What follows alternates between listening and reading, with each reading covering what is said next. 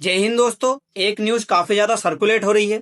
China की सेना भारत के अंदर 60 किलोमीटर तक घुस चुकी है। इस तरह की न्यूज आप लोगों ने वीडियो के माध्यम से इंस्टाग्राम पे या कई सारी ऐसी जगह है जहां पे आप लोगों ने देखा होगा। लेकिन आज हम इस चीज के बारे में जानेंगे कि क्या ये सच में सच है या फिर भारत के खिलाफ कोई साजिश रची जा रही है। आप लोगों ने देखा होगा आज के समय पे इस तरह की न्यूज बहुत ज्यादा सर्कुलेट की जा रही है, जिससे कि भारत के अंदर जो जेनजी है उसको जगाया जा सके या जेनजी प्रोटेस्ट करवाने की कोई फिराक की जा सके।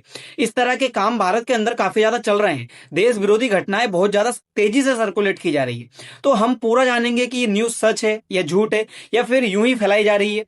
पीआईबी की रिपोर्ट क्या कहती है। साथ ही अब हम ये भी जानेंगे कि चाइना और भारत के बीच में कोई सीमा पूरी तरह से निर्धारित है या नहीं, क्योंकि भारत की सेना चाइना की सेना कभी भी एक दूसरे कंट्री के अंदर काफी अंदर तक आ जाती है और कहती है कि हम पेट्रोलिंग करने के लिए आ रहे हैं। तो आखिर माजरा क्या है, आप जरा पहले देखिए भारत और चाइना की सीमा कहां कहां पर साझा होती है। तो ये ओरिजिनल सीमा देखी जाए तो ये वाली है, भारत और चाइना के बीच में। लेकिन चाइना ने 1962 में भारत के ऊपर वॉर किया। भारत के साथ वॉर क्या था, वो तो एक धोखाधड़ी कह सकते हैं हम। चाइना ने भारत के साथ में ये धोखा करते हुए जो अक्साई चीन है वो हमसे छीन लिया। जब से अक्साई चीन चाइना के हिस्से में गया हुआ है तब से ये लाइन यहाँ पे खींच दी गई है, जिसे कहा जाता है LAC, यानी कि लाइन ऑफ एक्चुअल कंट्रोल। ये जो लाइन है ये भारत और चाइना के बीच में यहाँ पे सीमा निर्धारित करती है। लेकिन हम इसको अभी पूरा मानते नहीं हैं। हम ये कहते हैं कि हमारी सीमा यहां से लगती है। अब इस सीमा को क्या कहते हैं और इस सीमा को क्या कहते हैं वो भी हम जानेंगे, क्योंकि दोनों देश इसको अलग अलग तरीके से नाम जो है डिकोड करते हैं। साथ ही दूसरा सेक्टर अगर आप देखोगे तो ये रहा सिक्किम वाला। यहाँ पे भी भारत और चाइना के बीच में सीमा साझा होती है, जिसको चाइना ने अभी अभी 2003 से ही सिक्किम को भारत का हिस्सा माना है। इससे पहले चाइना सिक्किम को भारत का हिस्सा ही नहीं मानता था। चाइना कहता था कि ये भारत का पार्ट ही नहीं है। इस तरह की बातें चाइना के द्वारा पहले की जाती थी। तीसरा जो पूर्वी सेक्टर और सबसे ज्यादा विवादित सेक्टर अगर बताया जाता है, क्योंकि इसको तो चाइना ने अपने कब्जे में ले लिया, ये चाइना के कब्जे में भी है नहीं, तो चाइना इसके ऊपर अपना अधिकार जताता है।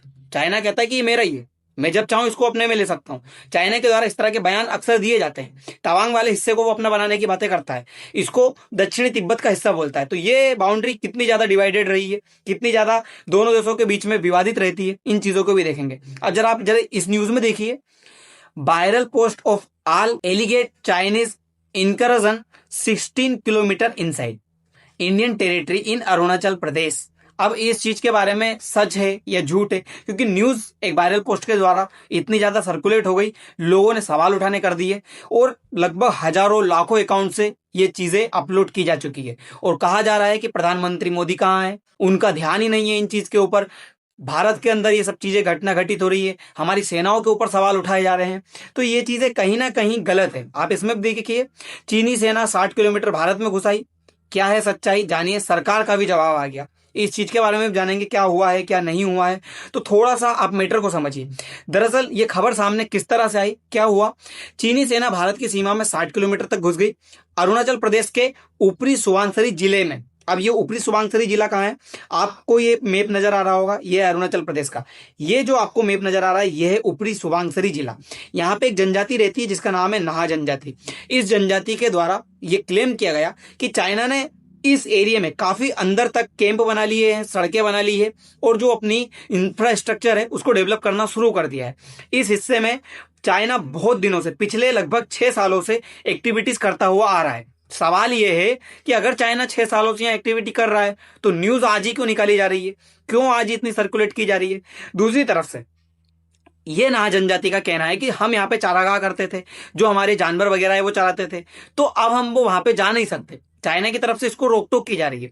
फिर जब खबर सामने निकल कर के आती है, जांच पड़ताल की जाती है, पीआईबी जब इस चीज को चेक करता है तो फिर बाद में पता चलता है कि यहाँ पे ऐसा कोई संबंध नहीं है कि यहाँ पे चाइना की सेना आई थी।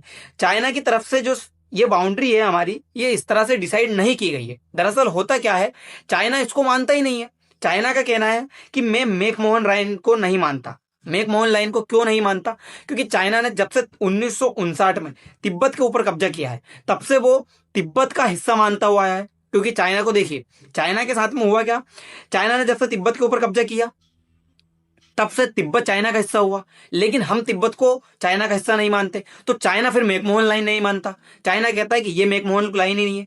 भारत और अरुणाचल प्रदेश वाले लोग भी कहते हैं कि हमारी कोई भी बाउंड्री चाइना के साथ साझा नहीं होती है, हमारी बाउंड्री तिब्बत के साथ साझा होती है। अब मैकमोहन लाइन चाइना के साथ में है कि तिब्बत के साथ में, ये बहुत बड़ी समस्या चल रही।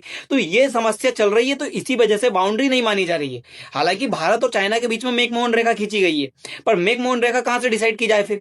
ये प्रॉब्लम बहुत दिनों से चली आ रही है इंडिया और चाइना के बीच में, तो यही प्रॉब्लम सोल्व नहीं हो रही। इसलिए चाइना की सेना भारत के हिस्से में काफी अंदर तक, यानी ज्यादा नहीं, थोड़े बहुत अंदर तक आकर के पेट्रोलिंग करती है। इसी तरह से भारतीय सेना भी इस हिस्से में अंदर जाकर के पेट्रोलिंग कर सकती है।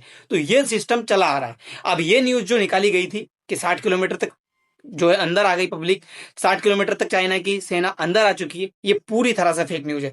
पीआईबी ने इस वायरल दावे को पूरी तरह से फर्जी बताया। पीआईबी के मुताबिक सोशल मीडिया पर साझा किए जा रहे वीडियो का वायरल सच भारत चीन सीमा से कोई संबंध नहीं है। यानी जिस वीडियो को सीमा पर चीनी सेना की घुसपैठ बताकर फैलाया जा रहा है, ये भ्रामक है और गलत दावे के साथ प्रस्तावित किया जा रहा है।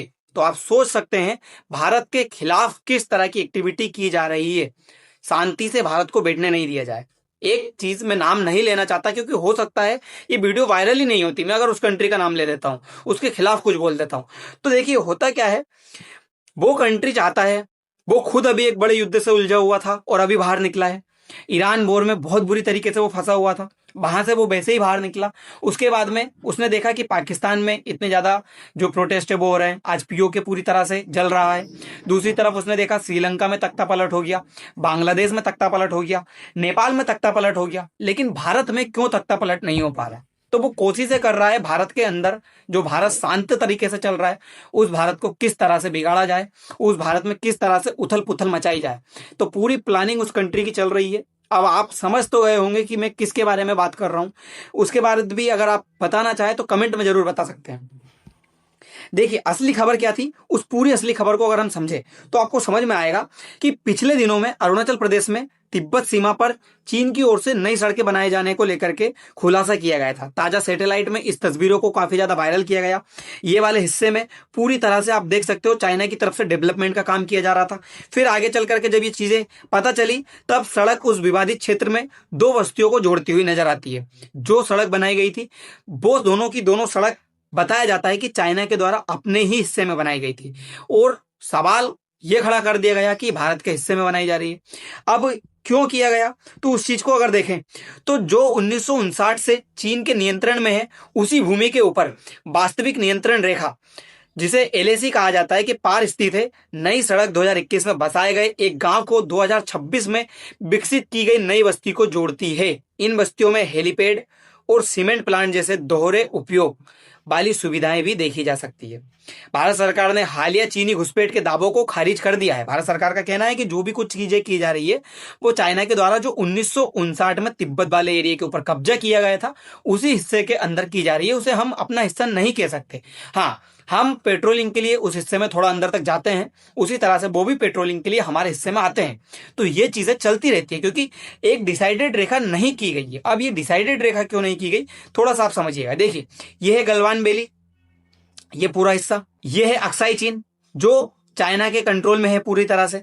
फिर ये है Arunachal Pradesh, control by India and claimed by China.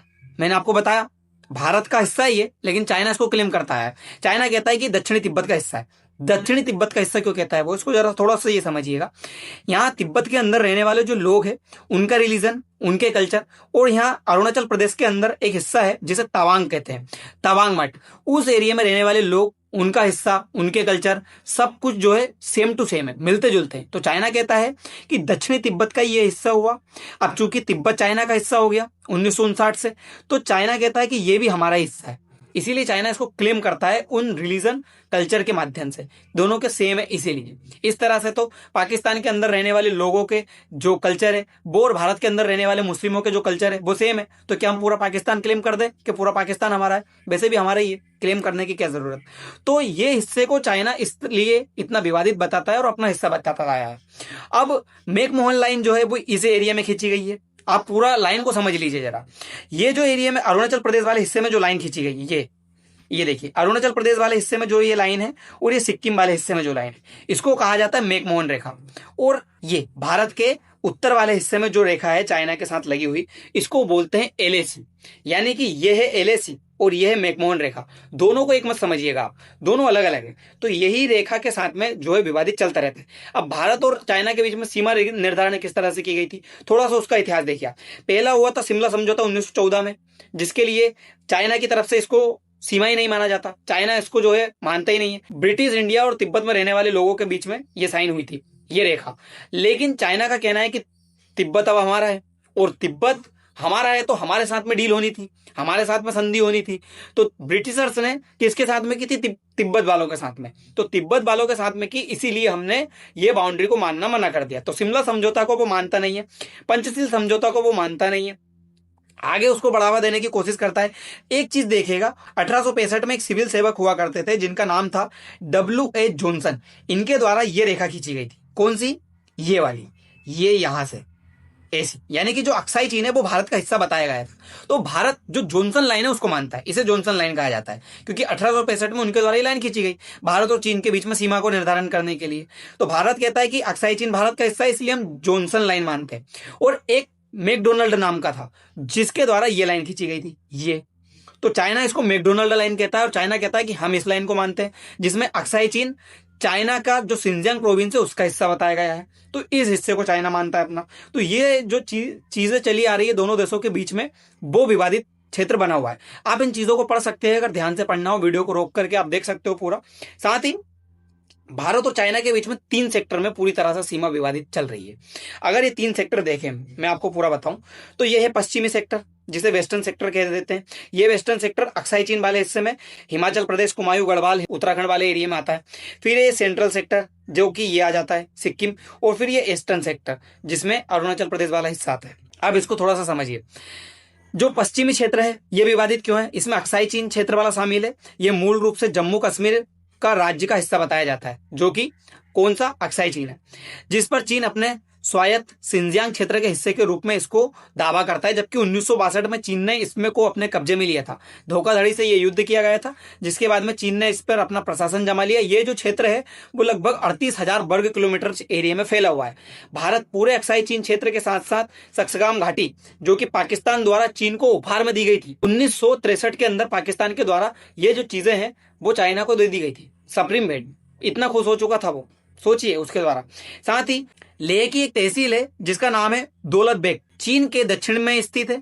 यहाँ माना जाता है कि दुनिया की सबसे ऊंची हवाई पट्टी है। भारतीय नियंत्रण का विरोध करता है यहाँ पे चाइना। साथ ही जो केंद्रीय क्षेत्र है, यानी कि ये मिडिल वाला एरिया, इसको चाइना के द्वारा नाथुला दर्रे के व्यापार अभी अभी शुरू किया गया है। 2003 से चाइना ने इसको भारत का हिस्सा माना है, वरना चाइना इसको भारत का हिस्सा ही नहीं मानता था। सिक्किम वाला एरिया है उसको।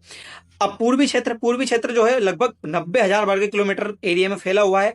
1962 युद्ध के दौरान जो पीपल लिबरेशन आर्मी है PLA, वो इस एरिया में घुस गई थी, लेकिन यहाँ से फिर वो एक तरफा युद्ध विराम करके पीछे हट गई। बट अक्साई चीन वाले हिस्से से वो पीछे नहीं हट पाई। तो अक्साई चीन पे उसने हमेशा कब्जा कर लिया, लेकिन यहाँ से वो पूरी तरह से पीछे हट गई थी।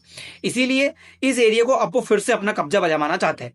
1962 का युद्ध क्या है? 1962 का युद्ध पूरी तरह से धोखाधड़ी है। भारत मानता ही नहीं था कि चाइना के द्वारा युद्ध किया जाएगा। ये देखिए जरा, आप युद्ध शुरू होने तक भारत पूरी तरह से भरोसा करता था कि युद्ध नहीं होगा, लेकिन कुछ कमी की वजह से हमारी तैयारियां नहीं हो पाई और चाइना की तरफ से धोखाधड़ी करके ये युद्ध कर दिया गया। और चाइना लगभग 1 महीने तक ये युद्ध लड़ा और इसमें एक तरफा युद्ध विराम चाइना की तरफ से कर दिया गया। तो चाइना इसको जीता हुआ एरिया कहता है, पर ये जीता हुआ नहीं है। चाइना ने धोखे से इस एरिया के ऊपर कब्जा किया। देखते हैं कब तक ये चाइना के कब्जे में रहता है। अगर देखें वेस्टर्न एरिया देखें तो ये 1570 किलोमीटर का है। सेंट्रल एरिया जो कि ये और ये काउंट कर लेते हैं, उसमें 545 किलोमीटर बताया जाता है। जो ईस्टर्न एरिया है वो 1325 किलोमीटर का बताया जाता है। तो ये सीमा विवाद दोनों देशों के बीच में चला आ रहा है और ये सीमा विवाद कब दूर होगा ये पूरी तरह से कह नहीं सकते। कभी चाइना यहाँ पेट्रोलिंग करने के लिए आ जाता है, कभी हम यहाँ पेट्रोलिंग करने के लिए चले जाते हैं। तो ये चीजें चलती रहती है। एक शब्द है, ये एक शब्द है, जो शब्द आप देखिए ट्रांसग्रेशन, ये वही शब्द है ट्रांसग्रेशन जिसमें पेट्रोलिंग के माध्यम से एक दूसरे कंट्री के अंदर आया जाया जा सकता है। एक होता है घुसपैठ। घुसपैठ का मतलब है आप जबरदस्ती किसी एरिया में घुस गए जो कि किसी और दूसरे कंट्री का था।